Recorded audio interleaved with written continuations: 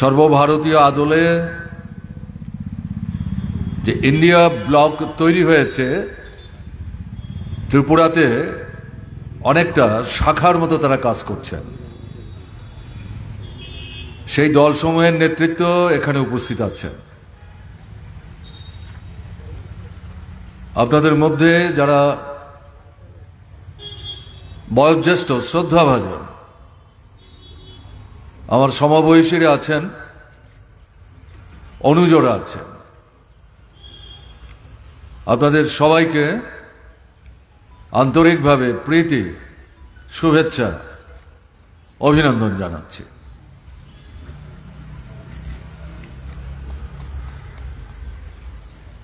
এটা 18তম লোকসভার সাধারণ নির্বাচন।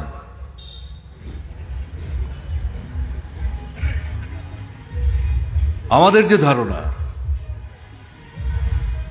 ভারতবর্ষে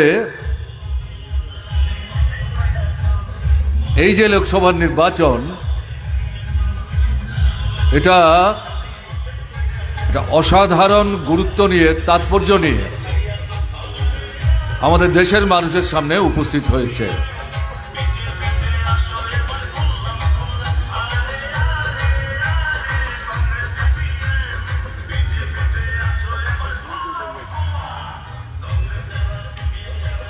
কেন এই কথা বলছি? 1977 সালে যে লোকসভার নির্বাচন হয়েছিল, একে বাদ দিলে পর 52 সাল থেকে লোকসভার নির্বাচন হচ্ছে ভারতবর্ষে। আর কোন নির্বাচনে এরকম গুরুত্ব, তাৎপর্য নিয়ে আমাদের সামনে উপস্থিত হয়নি।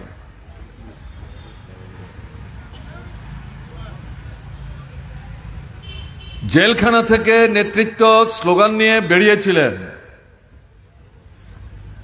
দুটো স্লোগান: গণতন্ত্র ফিরিয়ে আনতে চাই, নাগরিক স্বাধীনতা পুনঃ প্রতিষ্ঠা করতে চাই। অন্য কোনো দাবি না। অপ্রত্যাশিতভাবে 77-এর সেই নির্বাচনে এই স্লোগানে সাড়া দিয়ে ভারতবর্ষের মানুষ স্বাধীন ভারতবর্ষের রাজনীতির ইতিহাসে নূতন অধ্যায় সংযোজন করেছেন। তারপর থেকে গঙ্গা গোমতীর বুক দিয়ে অনেক জল গড়িয়ে গেছে। এবারের নির্বাচনে মূল প্রশ্নটা কি? দেশ থাকবে তো? সংবিধান থাকবে তো? গণতন্ত্র থাকবে তো? ধর্ম নিরপেক্ষতার যে মতাদর্শের ভিত্তিতে আমাদের দেশের একতা, সংহতি, সুস্থিতি এবং সার্বভৌমত্ব, এটা রক্ষা করা যাবে তো? এই মৌলিক প্রশ্নগুলো উপস্থিত হয়ে গেছে।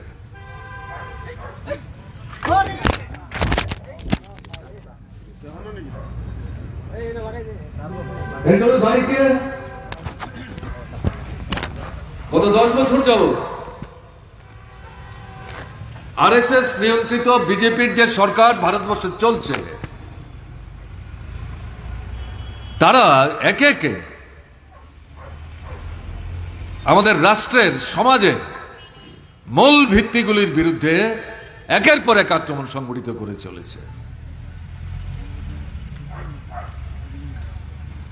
আমাদের সংবিধানের অন্যতম গুরুত্বপূর্ণ বক্তব্য কি?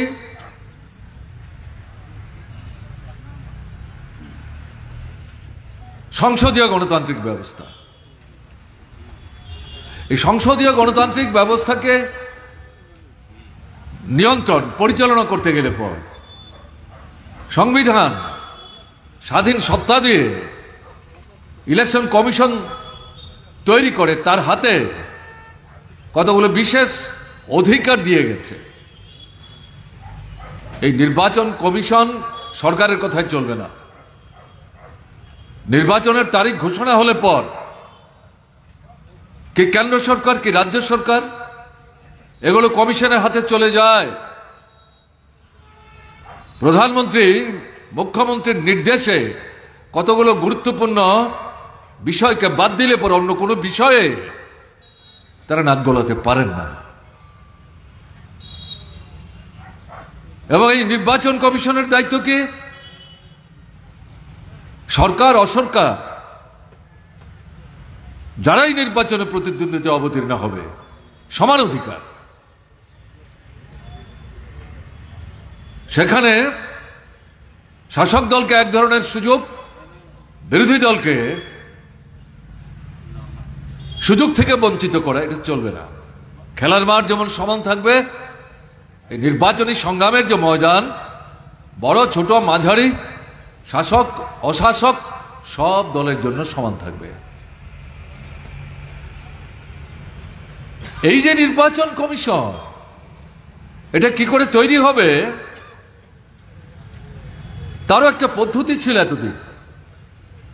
প্রধানমন্ত্রী ভারতবর্ষের, লোকসভার বিরোধী দলের নেতা এবং চিফ জাস্টিস অফ ইন্ডিয়া, ভারতবর্ষের সুপ্রিম কোর্টের প্রধান যিনি বিচারপতি, তার কোনো দলীয় পরিচয় নেই। এই তিনজন নির্বাচন কমিশনের যে তিনজন সদস্য, তার মধ্যে একজন হবেন চিফ ইলেকশন কমিশনার এবং তার সহযোগী হবেন অন্তত দুজন। তারা তালিকা ঠিক করবেন, স্বরাষ্ট্র দপ্তরে যাবে, আইন দপ্তরে যাবে, সেখান থেকে চূড়ান্ত তালিকা নির্ধারিত হয়ে রাষ্ট্রপতির কাছে যাবে। রাষ্ট্রপতি প্রেরিত এই তালিকায় সম্মতি দিয়ে স্বাক্ষর দিয়ে ফিরিয়ে দেবেন। এই ভিত্তিতে হবে ইলেকশন কমিশন। এ নিয়ে কারোর কোনো প্রশ্ন ছিল না। বিজেপি সরকার পাল্টে দিলেন। চিফ জাস্টিসকে এই তিনজন মিলে যে তালিকা তৈরি করার কমিটিতে রাখা হয়েছিল, সেখানে চিফ জাস্টিসকে বাতিল করে দিলেন। প্রধানমন্ত্রী থাকবেন, প্রধানমন্ত্রী পছন্দ করে তার মন্ত্রিসভার একজন সদস্যকে চিফ জাস্টিসের জায়গায় অন্তর্ভুক্ত করবেন। আর বিরোধী দলের নেতা তিনজন ইলেকশন কমিশনের চেয়ারপারসন এবং অন্যান্য সদস্যদের নাম পাঠানোর ক্ষেত্রে একমত হতেই হবে, এমন তো কোনো বাধ্যবাধকতা নাই। তাহলে ওখানে ভিন্নমত হলে পর ভোটাভুটি হবে। তাহলে ভোট যদি হয়, প্রধানমন্ত্রীর যে প্রস্তাব, তার পছন্দের যে মন্ত্রী, তিনি তার বিরোধিতা করবেন, বিশ্বাস করেন আপনারা? তাহলে প্রধানমন্ত্রী এবং তার পছন্দের লোক দুজন, বিরোধী দলের নেতা তিনি একা, সংখ্যালঘু। তাহলে কার পছন্দের লোকরা ইলেকশন কমিশনে আসবে? প্রেসিডেন্ট অফ ইন্ডিয়ার রাবার স্টাম্প। আমি বলছি না, আমাদের দেশের মানুষ জানে সংবিধানের মধ্যেই প্রেসিডেন্ট অফ ইন্ডিয়ার ক্ষমতার যে চৌহদ্দি, এটা নির্ধারণ করা আছে। এ নিয়ে আমি প্রশ্ন তুলছি না। আপনারা দেখেছেন এবারকার এই ইলেকশন কমিশনে চেয়ারপারসন ছাড়া বাকি দুজন, একজনের জায়গা আগেই খালি হয়েছে, আরেকজন ভোটের মুখে তারিখ ঘোষণার দুদিন আগে তিনি বলছেন যে না, আমি এই দায়িত্ব পালন করব না। পত্রিকায় দিয়ে দিল তিনি অসুস্থ, শারীরিক কারণে তিনি এই দায়িত্ব পালন করতে অনাগ্রহী। তাকে যখন জিজ্ঞেস করলো সংবাদপত্রের লোকরা, বলে কে বলেছে আমি অসুস্থ? আমি যথেষ্ট সুস্থ আছি, ঠিক আছে, আমার শারীরিক দিক থেকে কোনো সমস্যা নেই। তো বলে তাহলে আপনি দায়িত্ব পালন করছেন না কেন? বলে সেটা আমার নিজস্ব ব্যাপার, সেটা আপনার কাছে বলতে আমি বাধ্য না। আমি আমার কথা বুঝেই আমি ঠিক করেছি এই দায়িত্ব আমি পালন করব না। তার কিন্তু মেয়াদ উত্তীর্ণ হয়নি, দুটো জায়গা খালি হয়েছে।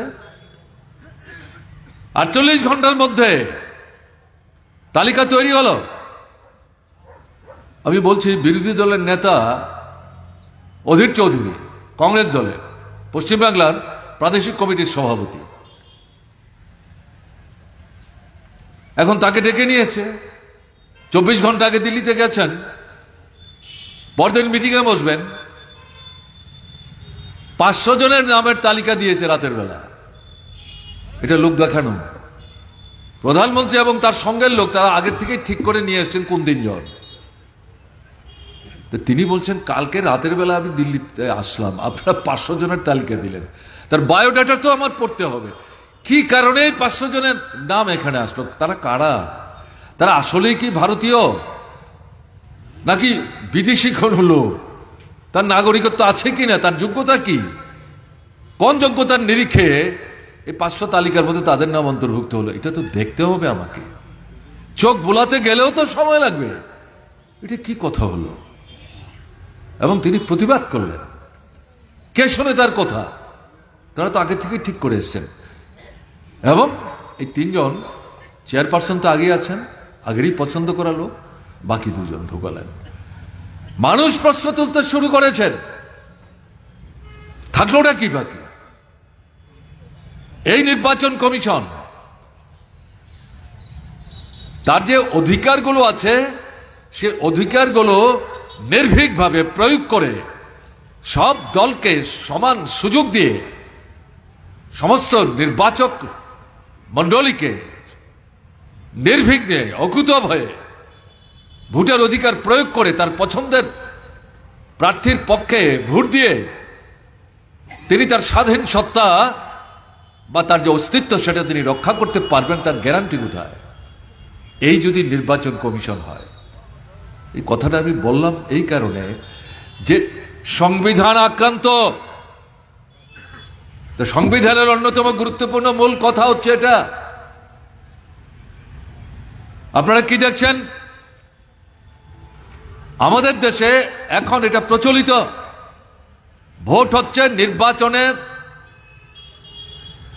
মধ্যে একটা গুরুত্বপূর্ণ বিষয়। কিন্তু এই নির্বাচন আমাদের দেশে যে দুর্নীতি তার প্রধান উৎস,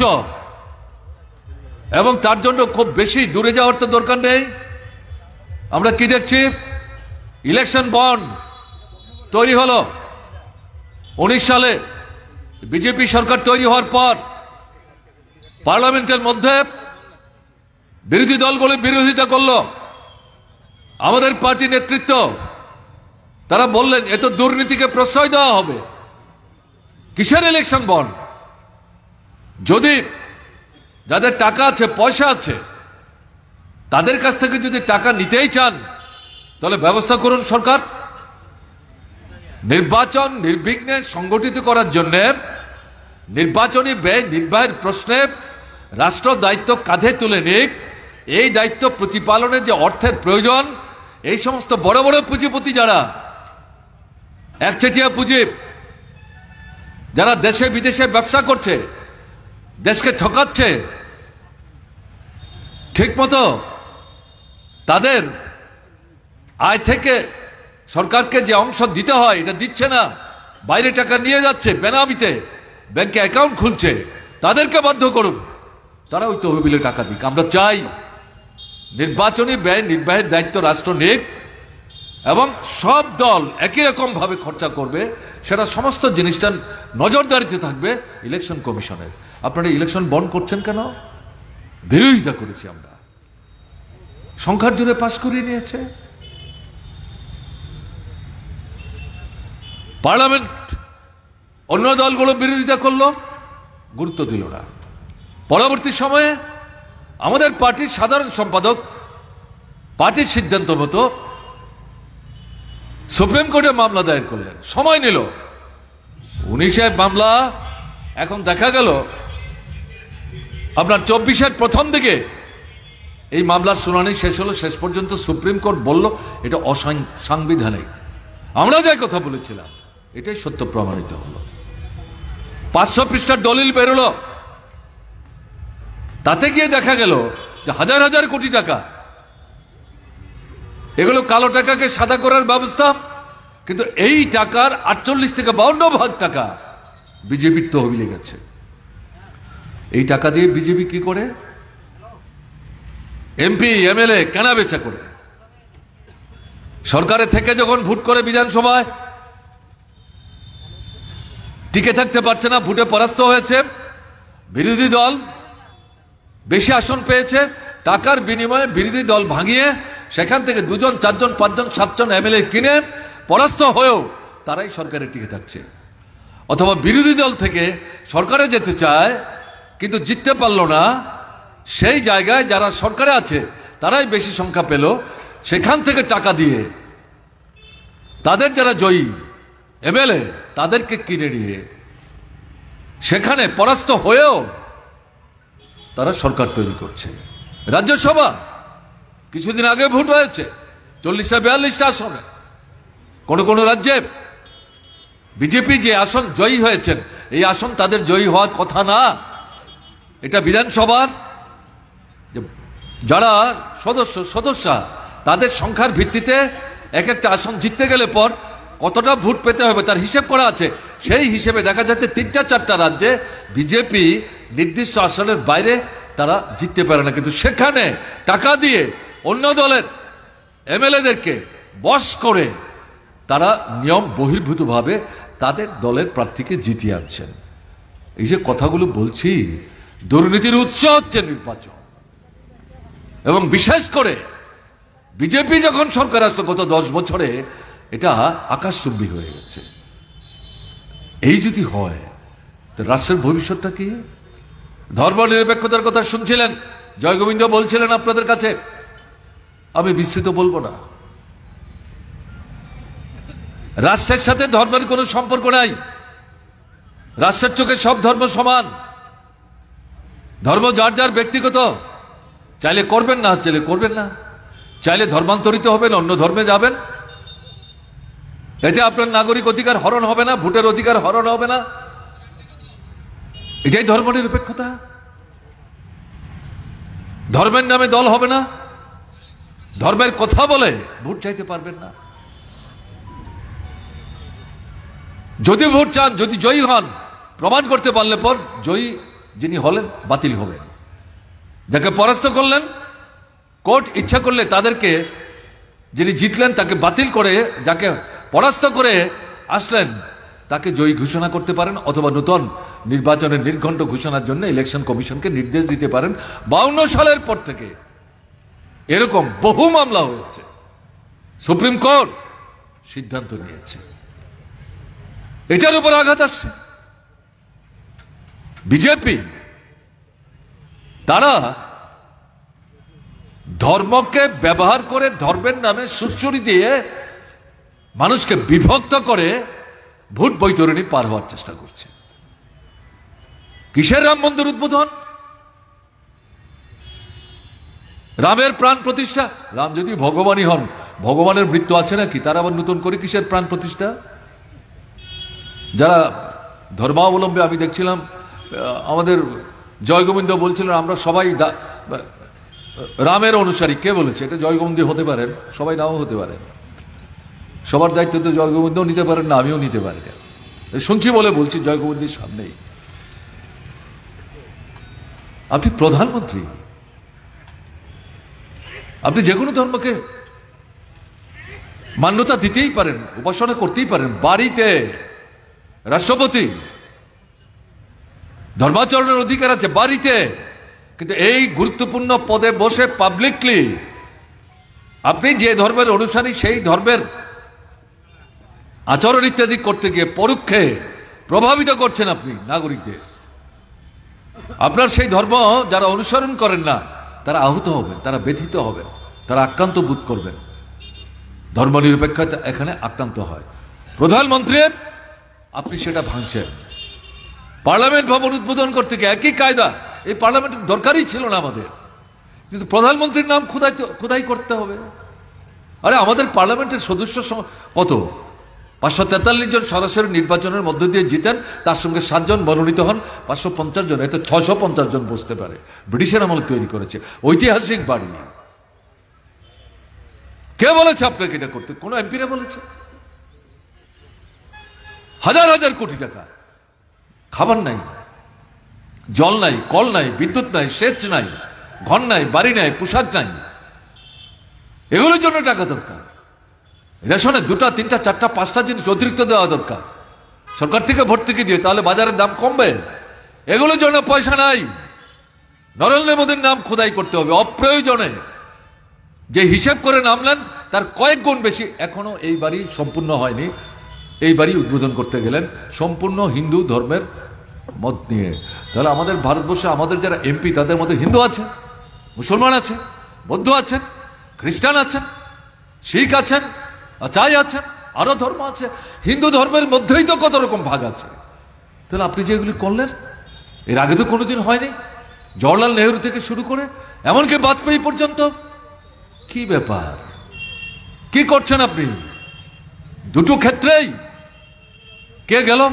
প্রধানমন্ত্রী রাম মন্দির উদ্বোধন, এই মন্দিরেও কিন্তু তৈরি হয়নি সম্পূর্ণ। হিন্দু ধর্মের যারা উপাসক ভারতবর্ষের মধ্যে, এই ধর্মের যারা পথ প্রদর্শক বলে নিজেরা দাবি করেন, তাদের মধ্যে দুটো ভাগ হয়ে গেল। এক অংশ পরিষ্কার বলছেন মন্দিরই তো তৈরি হয়নি। মন্দির তৈরি না করে রামের আপনি প্রাণ প্রতিষ্ঠা করতে যাচ্ছেন, কে আপনাকে অধিকার দিল? আপনি তো বেআইনি কাজ করছেন।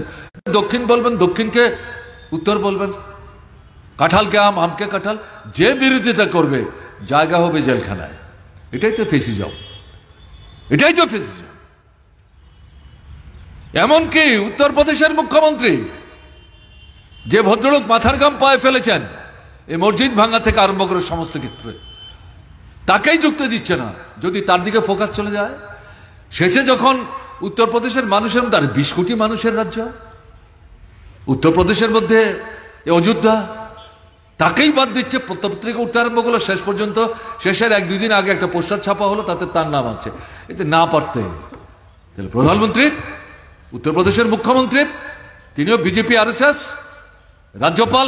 সবচেয়ে বেশি আক্রান্ত হচ্ছে আমাদের দেশের সংখ্যালঘু অংশের মানুষ, মুসলমান অংশের মানুষ।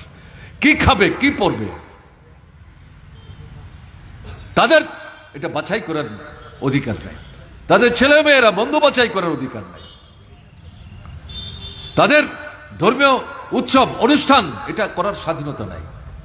আপনারা দেখেছেন যারা খবর রাখেন, 2 বছর আগেও দিল্লি থেকে কলেজে পড়া ছাত্র বাজার করে ঈদের আগে বাড়িতে যাচ্ছেন, ট্রেনে উঠেছেন, যখন চিহ্নিত হলো সে একটা মুসলিম ছেলে, ঈদের সওদা করে যাচ্ছে, পিটিয়ে রক্তাক্ত করে খুন করে ট্রেন থেকে ছুঁড়ে ফেলে দিয়েছে। কেউ ধরা পড়েছে? বাড়িতে ঢুকেছে, রান্নার মিটসেপ থেকে মাংস বের করেছে দিনের বেলা, মুরগির মাংস। বলছে না, এই তো মুরগির মাংস না, এই তো গরুর মাংস। তারা বলছে না, আমাদের বাড়িতে গরুর মাংস আমরা রান্না করি না। এদের সামনে পিটিয়ে দিনের বেলায় রক্তাক্ত করে খুন করে ফেলে দিয়ে চলে গেল। কোনো বিচারও হয়েছে? কোন দেশে আছি আমরা? কি ব্যাপার? আমাদের দেশের স্বাধীনতা সংগ্রামে হিন্দু, মুসলমান, বৌদ্ধ, খ্রিস্টান একসাথে মিলে লড়াই করেনি? তারা যদি ভারতবর্ষকে নিজের দেশ বলে মনে না করতেন, পৃথিবীতে দ্বিতীয় বৃহত্তম মুসলিম জনসংখ্যার রাষ্ট্র হচ্ছে ভারতবর্ষ, ইন্দোনেশিয়ার পর। এরা যদি ভারতবর্ষকে নিজের রাষ্ট্র মনে না করতেন, তারা তো দেশ ভাগ হওয়ার পর পাকিস্তানেই চলে যেতে পারতেন, বাংলাদেশেই চলে যেতে পারতেন। তারা জানি তো কি করছেন আপনারা? আপনাদের কি ভূমিকা ছিল? নরেন্দ্র মোদী ব্রিটিশের পায়ে তেল মেখেছেন, স্বাধীনতা সংগ্রামের পিঠে ছুরি মারেছেন। আমাদের এই যে সংবিধান, এটা যখন তৈরি হয়, কনস্টিটিউয়েন্ট অ্যাসেম্বলি আপনাদের প্রতিনিধি রাখা হয়েছিল 233-35 জনের মধ্যে। এই সংবিধানের খসড়ার বিরোধিতা করেছেন। জাতীয় পতাকা, তেরঙ্গা ঝান্ডা, এটা কোনো দলের না। হতে পারে কংগ্রেস দল, এই 3টা রং তারা নিয়েছেন, কিন্তু কংগ্রেস দলের ঝান্ডার মধ্যে সেখানে সুতা কাটার বেশি, কিন্তু আমাদের ঝান্ডার মধ্যে, জাতীয় ঝান্ডার মধ্যে চক্র। বলছে না, এই ঝান্ডা চলবে না, গৈরিক রং হতে হবে, কি আপনাদের ইচ্ছা মতো হবে। জাতীয় সঙ্গীত রবীন্দ্রনাথ ঠাকুর, ভারতবর্ষের মানুষের গর্ব, যার লেখা কবিতা তাতে সুরারোপ করে 3টা সঙ্গীত, পৃথিবীর 3টা রাষ্ট্রের জাতীয় সঙ্গীত। বলছে না, এই জাতীয় সঙ্গীত করা যাবে না। কে ঠিক করবে? আরএসএস, বিশ্ব হিন্দু পরিষদ, বিভাজন তৈরি করবার জন্য। এই সঙ্গীতের মূল মন্ত্র কি? বৈচিত্র্যের মধ্যে একতা, ভিন্নতার মধ্যে সংহতি। এটাই ভারত। এই সঙ্গীত গেয়ে আমরা স্কুলে প্রার্থনা সভা করে তারপর ক্লাসে যাই। এটাই আমাদের শিক্ষা। এর বিরোধিতা করেছে। এখন সেই জায়গায় দাঁড়িয়ে সংবিধানটাকেই ধ্বংস করে দেওয়ার চেষ্টা করছে। কাজে মানুষ যে প্রশ্ন তুলছেন, গণতন্ত্র আক্রান্ত, ধর্মনিরপেক্ষতা আক্রান্ত, পার্লামেন্টারি সিস্টেম, শাসক দল কথা বলবে, বিরোধী দলও কথা বলবে। কোথায় নরেন্দ্র মোদীদের আমলে পার্লামেন্টের মধ্যে বিরোধীরা কথা বলতে পারছেন? আপনারা যারা খবর রাখেন তারা জানেন, সর্বশেষ স্বল্পকালীন সময়ের যে বাজেট অধিবেশন হলো, তার আগের অধিবেশনে 146 জন বিরোধী দলের এমপি লোকসভা রাজ্যসভার বের করে দিয়ে একটার পর একটা কালো আইন তারা পাস করে নিয়েছে, যেটা ব্রিটিশের আমলে তৈরি করা। সুপ্রিম কোর্ট সেখানে প্রশ্ন তুলে বলেছে, এটা ব্রিটিশ সাম্রাজ্যবাদ আমাদের দেশের স্বাধীনতা সংগ্রামকে দাবিয়ে রাখবার জন্য এই কালা কানুনগুলি তারা তৈরি করেছিল। ব্রিটিশকে আমরা তাড়িয়েছি, স্বাধীন হয়েছি, নিজেদের সংবিধান আমরা তৈরি করছি, এই আইনগুলি থাকবে কেন? কেন এগুলি বাতিল হচ্ছে না? এই আইনগুলি বাতিলের পরিবর্তে আন্দোলন, সংগ্রাম, শ্রমিক, কৃষক, কর্মচারী, ছাত্র, যুবক বেঁচে পড়তে থাকবার জন্য তাদের যে লড়াই, অস্তিত্ব রক্ষার যে লড়াই, এই লড়াইগুলি পদদলিত করার দাবিয়ে রাখবার জন্য, অত্যাচারীদের শাসন মানুষের বুকের উপর চাপিয়ে দেওয়ার জন্য এই আইনগুলিকে আরো শক্তিশালী করার জন্য আরো কালো বিষয় যুক্ত করেছে। তাহলে প্রশ্নটা কি দাঁড়াচ্ছে? পার্লামেন্টে কোথায় থাকলো? কোথায় বিরোধী দল? এ কারণেই বলা হচ্ছে, এরা যদি এবারকার নির্বাচনে জিততে পারে মানুষের ভুলের সুযোগ নিয়ে, তাহলে আমাদের দেশের মধ্যে একদলীয় স্বৈরশাসন কায়েম করবে, যার মূল ভিত্তিটা হবে ফেসিবাদ। অন্য কোন দল নাই, আমরাই একমাত্র, একমেব অদ্বিতীয়। তো দেশটা কোথায় থাকলো? লন্ডভন্ড হয়ে যাবে। যারা এটার বিরোধিতা করছেন তাদের নেতাদের বিরুদ্ধে ইডি, এটা এনফোর্সমেন্ট ডাইরেক্টরেট, দুর্নীতির বিরুদ্ধে ভূমিকা নেয়। CBI, central bureau of intelligence, অন্যায় কাজের বিরুদ্ধে তদন্ত করে দোষী নির্দোষী নির্ধারণ করে ব্যবস্থা গ্রহণ করে। ট্যাক্স আমরা দেই, এই যে দপ্তর, তারা ট্যাক্স নির্ধারণ করেন, বাজেটের মধ্যে দিয়ে পাশ করেন, যাদের ট্যাক্স দেওয়ার কথা ঠিক মতো দিচ্ছে কিনা, যদি না দেয় তাদের বিরুদ্ধে ব্যবস্থা নেন। এই তিনটা দপ্তরকে ব্যবহার করছে নরেন্দ্র মোদী, অমিত শাহ। যারা বিরোধিতা করছেন, এবং লক্ষ্য করলে দেখবেন, বিশেষ করে এই যে ইন্ডিয়া ব্লক তৈরি হলো, তার মধ্যে যে 26টা 27টা রাজনৈতিক দল, তাদের নেতা শুধু নেতা না, নির্বাচিত রাজ্যের মুখ্যমন্ত্রী, জেলখানায় তাদেরকে নিয়ে ঢুকাবার চেষ্টা করছে। তাহলে আমাদের দেশের এই স্বাধীনতা সংগ্রামের অর্থটা কি থাকলো? এই যে কথা বলে শুরু করলাম যে অস্তিত্বই বিপন্ন হবে, এটাকে বুঝবার সুবিধার জন্য আপনাদের সামনে সংক্ষিপ্ত পরিসরে বিষয়গুলি উপস্থিত করলাম। বুঝবার চেষ্টা করতে হবে। হিন্দু না মুসলমান, বৌদ্ধ না খ্রিস্টান, উপজাতি না অনুপজাতি, এটা তো পরের প্রশ্ন। দেশটা আগে বাঁচতে হবে, দেশটাকে তাকে রক্ষা করতে হবে। দেশকে রক্ষা করতে গেলে পরে সংবিধানের অন্তর্নিহিত যে মূল বিষয়গুলো, মৌলিক বিষয়গুলো, সেগুলি তো সুরক্ষিত করতে হবে। তা নাহলে কি করে দেশ বাঁচবে? এই জায়গাটাতে এবারের নির্বাচন এটা বিশেষ গুরুত্ব তাৎপর্য নিয়ে আমাদের সামনে উপস্থিত হয়েছে। যে কারণে বলছিলাম, স্বাধীনতার পর 77-এর নির্বাচনকে বাদ দিলে পর এটা হচ্ছে ভিন্ন ধরনের একটা নির্বাচন। ভয় পেয়ে গেছে আমার বন্ধু গোপাল রায় বলছিলেন, আসলেই ভয় পেয়ে গেছে। 14 নির্বাচনে যা প্রতিশ্রুতি, 19-এর নির্বাচনে কৈফিয়ত নাই। সরকারের থেকেই কিন্তু ভোট চাইছে, এটা কিন্তু নৈতিক দায়িত্ব।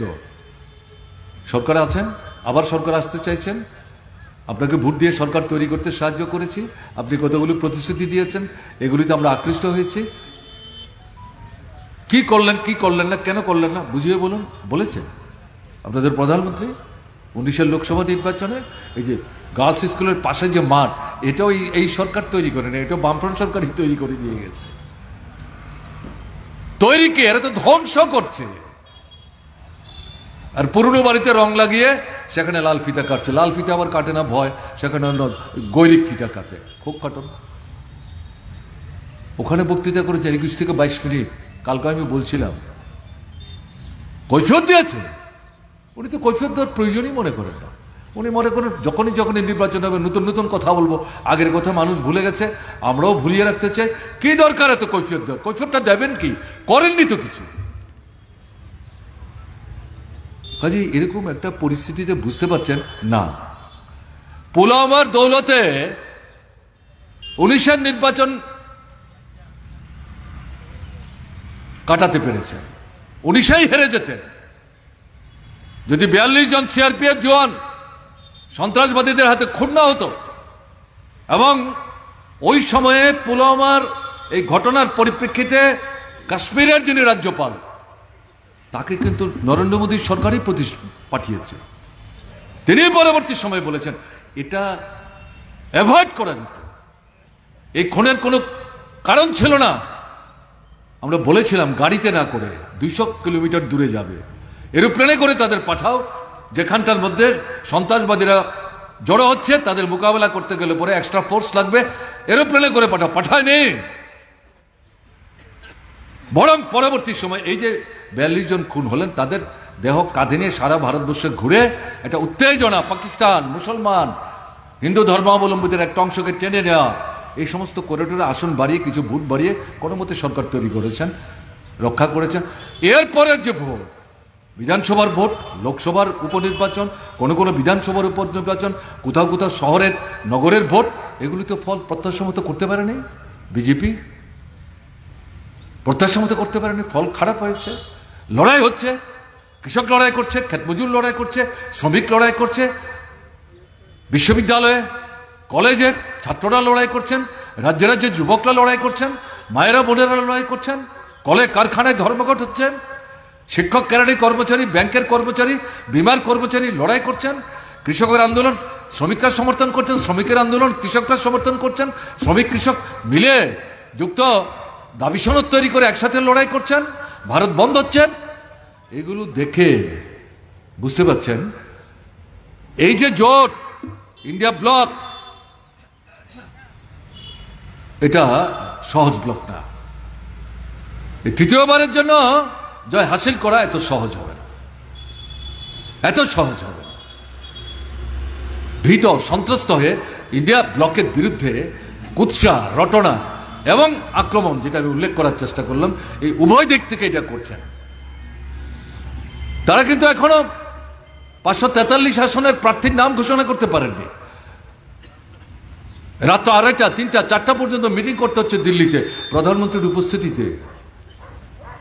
এটা এই না 27 পার্টি, তাদের মধ্যে আসন সমঝোতা করতে গিয়ে সমস্যা হচ্ছে। এটা তো শাসক দল বিজেপি, প্রধানমন্ত্রীর বাইরে কথা বলার ক্ষমতা কার আছে? পারছেন না তো। যে এই কথাগুলো আমি সংক্ষেপে উল্লেখ করলাম। আমি আমার কথা শেষ করার আগে যেটা বলবো, এই পরিস্থিতিতে এটা আওয়াজ উঠেছে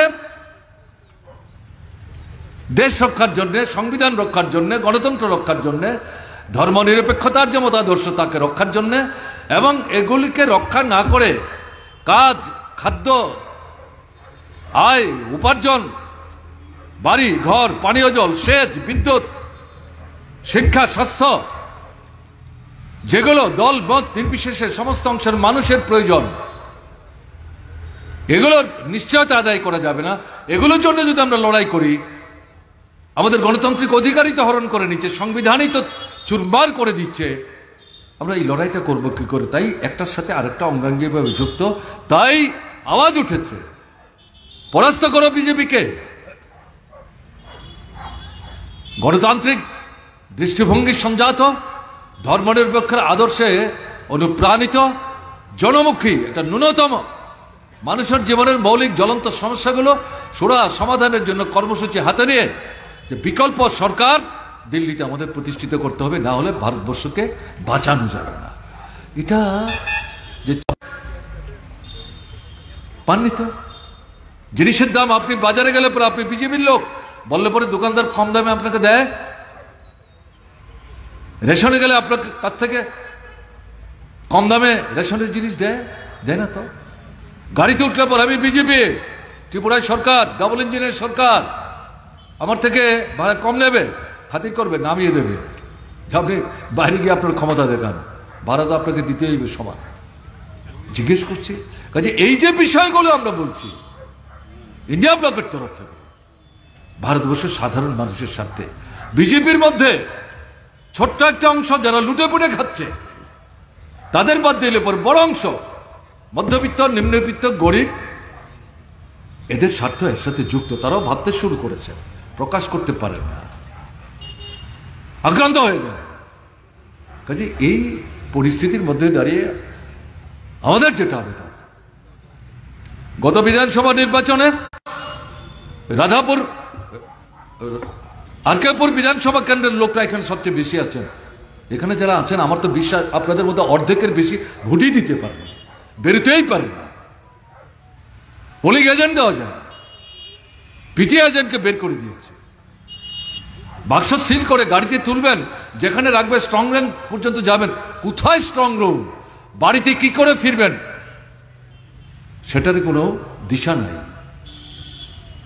তাহলে এই 39 ভোট এটা সবটা বিজেপির ভোট না, জবরদস্তির ভোট আছে 15 থেকে 17, 18 ভাগ। তাহলে ভোট কত? বিশ্বাসঘাতকতা গোপনে গোপনে না করতো। বিশ্বাসঘাতক বলছে এই কারণে, বাধ্য তো বলেছে বিজেপি বিরুদ্ধে, এই কারণে বলছে বিশ্বাসঘাতকতা। কারণ তাদের কাছে পরিষ্কার, বিজেপির পক্ষে দাঁড়িয়ে কথা বললে পর এরা ভোট পাবে না, বিজেপির বিরুদ্ধে কথা বললে পর ভোট পাবে।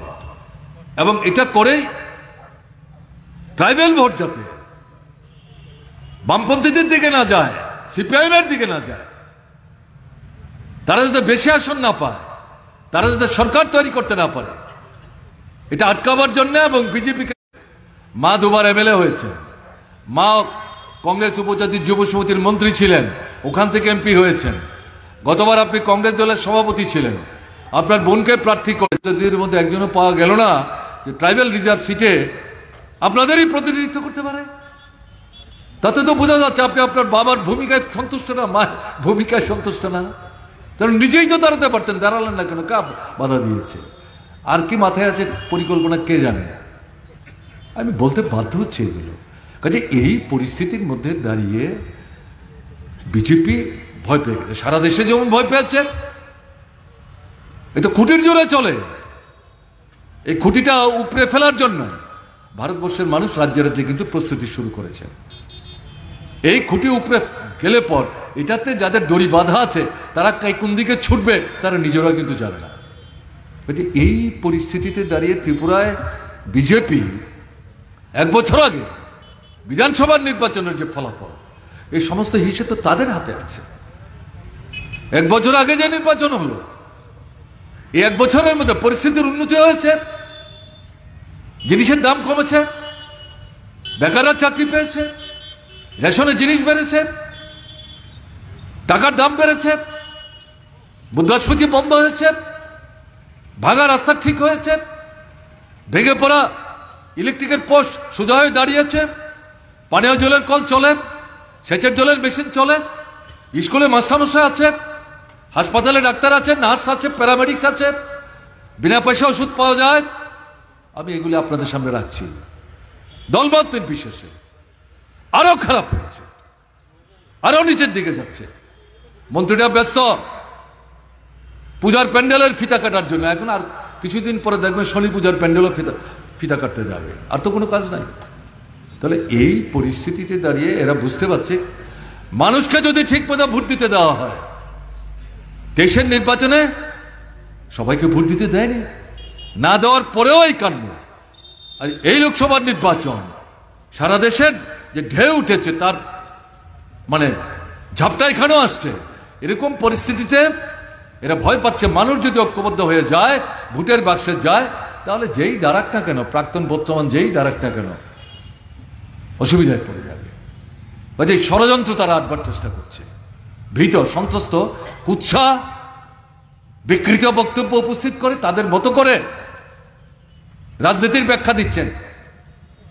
ত্রিপুরার মানুষ নাকি প্রথম নূতন করে গণতন্ত্রের স্বাদ পাচ্ছে। ত্রিপুরায় গণতন্ত্র ছিল না, তো গণতন্ত্র না থাকলে 18 নির্বাচনে কি করে আপনারা সরকার করলেন? তখন তো আপনারা সরকার ছিলেন না, বামফ্রন্ট সরকারই ছিল। গণতন্ত্রই যদি না থাকে আপনারা জিতলেন কি করে, সরকার তৈরি করলেন কি করে? গণতন্ত্র তো ধ্বংস জবাই করেছেন আপনারা।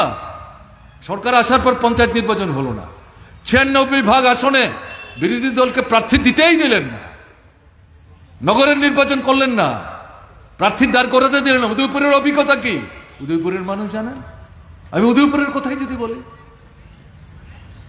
লোকসভার নির্বাচন, এই যে নির্বাচনটা আমরা করতে যাচ্ছি 24-এর 19 তারিখ, ভারতবর্ষের প্রথম 52 সালের পর থেকে লোকসভার নির্বাচন হচ্ছে। কোন লোকসভার আসনে শতাধিক বুথে পুনর্নির্বাচন হয়নি, এই ত্রিপুরাতে হয়েছে বিজেপির দৌলতে। তারপরও রিগিং হয়েছে, আমরা প্রতিবাদ করেছি। 1 সপ্তাহ পূর্বাসনের ভোট পিছিয়ে দিয়েছে, রিগিং হয়েছে। আমি তো উল্লেখ করলাম প্রদ্যুৎ বাবুর বোন, তিনি কংগ্রেস দলের সভাপতি, তাকে পরাস্ত করেছে। আমরা 3 নম্বর হয়েছে, আমাদের তো বেরিয়ে হতে দেয়নি। তাহলে কি দাঁড়ালো? এডিসি নির্বাচন, অধিকাংশ জায়গায় ভোট দিতে পারেনি। 23-এর বিধানসভা নির্বাচন, আপনাদের অভিজ্ঞতা উদয়পুরে। তারপরে 2টো উপনির্বাচন সোনামুড়ায়, 100 ভোটের মধ্যে 90 ভোট পাচ্ছে বিজেপি। যেখানে 1 বছর আগে ভোটে সিপিআইএম এর প্রার্থী প্রায় 5000 ভোটে জিতে তার মৃত্যুর কারণে ভোটটা হয়, ওখানে 100 ভোটের মধ্যে 90 ভোট পাচ্ছে বিজেপি। এত বড় দল হয়ে গেছে নাকি? ভারতবর্ষের কোন রাজ্যে বিজেপি পায় কোন আসনের ভোটে 90%? বলতে পারেন কেউ? আপনারা গণতন্ত্রের বড়াই করছেন, এটা আপনাদের গণতন্ত্র? এই কারণে তো মানুষ ঘৃণা করে আপনাদেরকে। এই সমস্ত আবল তাবল কথা বলে নিজেকে হাস্যস্কর করছেন, বাধ্য হচ্ছে এই কথাগুলো বলতে। এই পরিস্থিতিতে দাঁড়িয়ে আপনাদের কাছে আবেদন করব, আপনার তো হারাবার আর কিছু নাই, সবই তো লুট করে নিয়ে গেছে। এখন পৈতৃক প্রাণটা বাকি আছে, এটাকে যদি রক্ষা করতে হয়, অস্তিত্ব যদি রক্ষা করতে, ঘুরে দাঁড়াতে হবে, নিজের পায়ে দাঁড়াতে হবে, কোমরের শক্তির উপর দাঁড়াতে হবে, রুখে দাঁড়াতে হবে, চোখে চোখ মুখে মুখ রেখে নিজের অধিকার প্রয়োগ করতে হবে। আর ভোট লুট হতে দেব না, দলবদ্ধভাবে যাবেন। আমাদের প্রার্থী আশিস সাহা, হাত চিহ্নে ভোট দেবেন। এখানে কাস্তাতুরি তারা না কুদাল বেলচা, এই বিতর্কের অবকাশ নাই তো। এগুলি বলে গেছেন জয় গোবিন্দ। আমি এগুলি বলে আপনাদের ছোটখাটো করতে চাইছি না, তাকে জয়ী করতে হবে। আপনাকে যদি কেউ ভোট দেওয়ার ক্ষেত্রে বাধা দেয়, দেশের নির্বাচনের মতো যেখানে বাধা দেয় ওখানে বসে যান সবাই মিলে, নারী পুরুষ নির্বিশেষে। গাড়ি ঘোড়া বন্ধ করে দিন, ইলেকশন কমিশনের লোকদের ডাকুন, তারা নাকি আছে, ভোটের দিন তাদের খুঁজে পাওয়া যায় না যেখানে দরকার। দেশের নির্বাচনে দেখা গেছে। এবার যদি এটা হয়, ওখানে রাস্তায় বসে থাকুন। আপনারা যারা বসে থাকবেন সোজা কথা বলবেন, আমরা যতক্ষণ ভোট দিতে না পারবো কাউকে ভোট দিতে দেব না। সবাই ভোট দেবে, আমরাও ভোট দেবো। কাজে আমাদের ভোট দেওয়াটা নিশ্চিত করার ব্যবস্থা আপনাদের করতে হবে, পুলিশকেও করতে হবে, নির্বাচন কমিশনকেও করতে হবে। পুলিশ নির্বাচন কমিশনের হাতে অবাধ ক্ষমতা প্রয়োগ করবে। এই দৃঢ়তা বলিষ্ঠতা নিয়ে ভোট কেন্দ্রে যেতে হবে, হাত চিহ্নে ভোট দিতে হবে, আশিসবাবুর জয় নিশ্চিত করতে হবে। দিল্লিতে যে বিকল্প সরকার তৈরি করার কথা আমরা বলছি, সেই সরকার তৈরি করার বাস্তব ভিত্তি আপনাদেরই ভোটের মধ্য দিয়ে সেখানে তৈরি করে দেওয়ার ক্ষেত্রে গুরুত্বপূর্ণ ভূমিকা আপনারা নেবেন।